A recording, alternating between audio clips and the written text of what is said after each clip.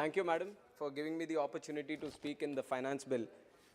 As members from Andhra Pradesh, especially from different parties, have been speaking about this finance bill or demand for grants for the last 7 years since the bifurcation of Andhra Pradesh, the demands have still remained the same, and I would like to just repeat some of them, which are very, very important even today, which is the special status bridging of resource gap, Polavaram project, formation of railway zone, metro, road, rail projects, establishment of Vizag-Chennai corridor, construction of educational institutions, and many more.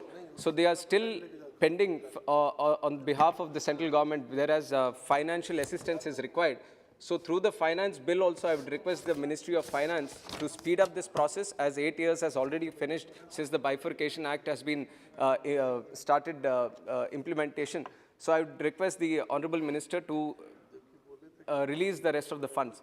But Madam, today I would like to talk about the most burning issue in the state of Andhra Pradesh, which is the privatization of Vizag steel plant. And in principle, agreement has been taken by the cabinet saying that 100% disinvestment should be made in RINL Vizag steel plant.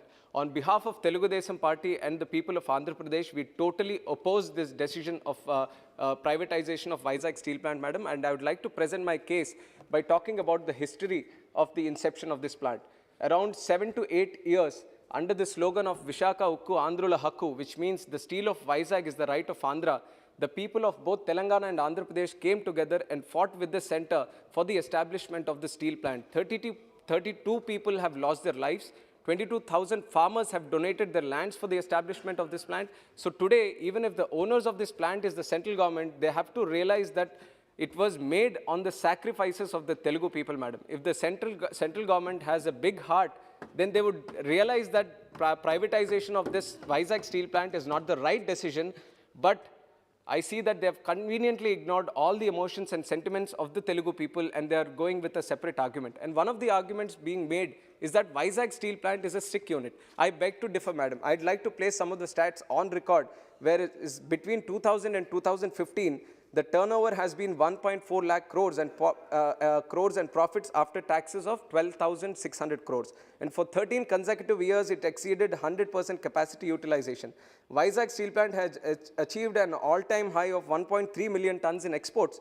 And recently, in times of COVID also, the workers have worked putting their lives at risk, and December 2020, profit of 212 crores. Jan 2021, 134 crores profit. Feb 2021, 165 crores profit, and this present month, they are expecting 300 plus crores profit.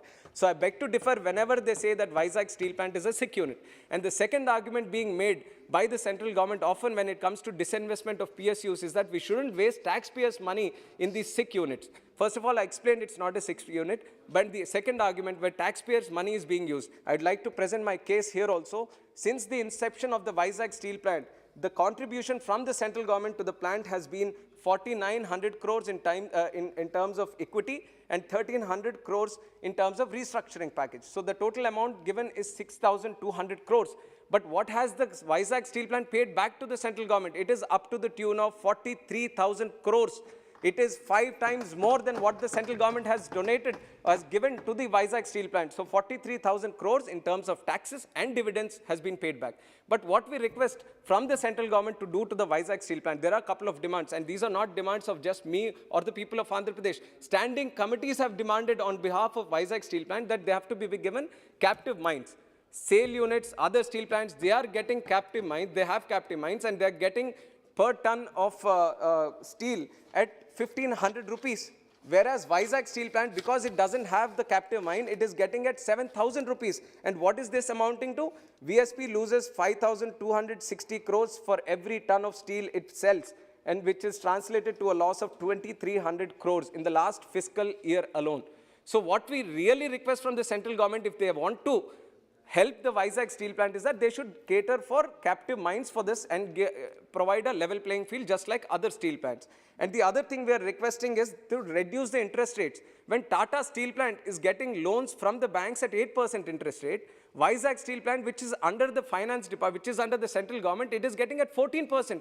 And this again is resulting in losses up to the fact of 1,500 crores just in interest payments, Madam. And there are other solutions also. Why not club SAIL and RNL together and try to take everyone in the same line? That is not being done. And when it comes to the exports of this iron ore, 82% of our total iron ore exports goes to China. We are blocking apps from China. We are trying to see that made in India be boosted. Now 80% of iron ore is going to China, and China accounts for all the global steel output. When you have such good functioning steel plants within the country, why don't you give the existing iron ore to them and help them, which is under your own care? So this is what we are requesting. Why show the stepmotherly treatment towards Andhra? And I'm saying stepmotherly because on 16th of March, the Honorable Minister of Heavy Industries, I'll complete in 1 minute, madam. Heavy Industries and Public Enterprises says on the floor of the House that those PSUs which can be revived will be revived. This is a statement from the central government. And where is it applicable? Only in Gujarat, madam. GSPC, which has been a SIC unit, ONGC acquired 80% of Gujarat State Petroleum Corporation for nearly 8,000 crores. ONGC even pays 1,300 crores. So this attitude is being shown to PSUs in Gujarat. Why not to the plants in Vizag? Why this stepmotherly treatment? The central government talks about one nation, one election, one nation, one ration, and so many things which should be in one nation, one constitution. I demand for one nation, one justice. If something is happening from the central government towards Gujarat in a certain way, I would request that also be happening to Vizag steel plant, which is in the state of Andhra Pradesh, madam. If the central government doesn't want to listen to me, I would like to give a cue from the former Prime Minister Atal Bihari Vajpayee ji, madam. We really miss him from the state of Andhra Pradesh, especially today, because a similar case of privatization came during the NDA-1 rule under the Prime Ministership of Vajpayee ji. Then Chandrababu Naidu ji, who was the Chief Minister, and Yaran Naidu ji, who was the parliamentary party leader from TDP, they led a delegation from Andhra Pradesh. They met Vajpayee ji. He listened to the unions, to the leaders, to the people of Visakhapatnam and Andhra Pradesh. He understood the emotions, the sentiments, and he then provided equity to Vizag Steel Plant. Madam, 30 seconds. He then provided equity which made Vizag Steel Plant debt-free. So I request that today's Prime Minister walk the same lines as Vajpayee ji, help Vizag Steel Plant by giving them the good interest rates and captive mines instead of privatization. Madam, thank you very much for my time. Thank you.